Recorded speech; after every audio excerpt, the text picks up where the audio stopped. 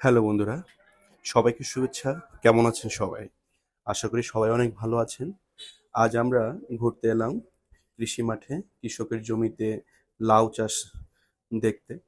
তো এখানে এসে দেখলাম যে এরা খুব সুন্দর করে মাচা করে লাউ চাষ করছে এবং কৃষকদের সাথে কথা বলে এটা জানতে পারলাম যে আসলে লাউ চাষটা খুবই লাভজনক। আসুন আজ আমরা লাউয়ের পুষ্টিগুণ সম্বন্ধে কিছু জানি। লাউয়ে সাধারণত পানির পরিমাণ অনেক বেশি থাকে। লাউয়ের প্রায় ৯০ ভাগই পানি। এই পানি সমৃদ্ধ সবজি আপনার শরীরের পাশাপাশি আপনার ত্বককেও প্রাকৃতিকভাবে হাইড্রেটেড রাখে।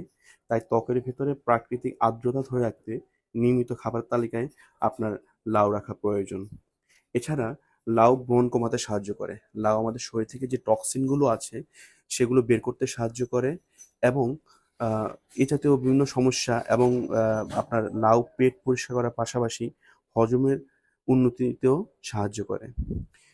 এছাড়া লাউ রয়েছে ভিটামিন সি, যা বলিরেখা কমাতে সাহায্য করে। এতে জিঙ্কের মতো পুষ্টি রয়েছে, যা দীর্ঘমেয়াদী ত্বকের স্বাস্থ্যের জন্য গুরুত্বপূর্ণ ভূমিকা পালন করে। তাই বয়স ধরে রাখতে খাবার তালিকায় রাখুন লাউ। লাউ সাধারণত ভিটামিন সি কোলাজেন উৎপাদনের জন্য গুরুত্বপূর্ণ, যা আপনার ত্বক এবং স্থিতিস্থাপকতাকে প্রভাবিত করে।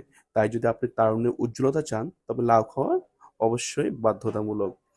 এছাড়াও লাউ চুলের স্বাস্থ্যের জন্য খুব ভালো। পুষ্টিবিদ লবনীত বাত্রার মতে নিয়মিত লাউয়ের রস খেলে চুলের অকালে পেকে যাওয়া রোধ রোধ করা যায়।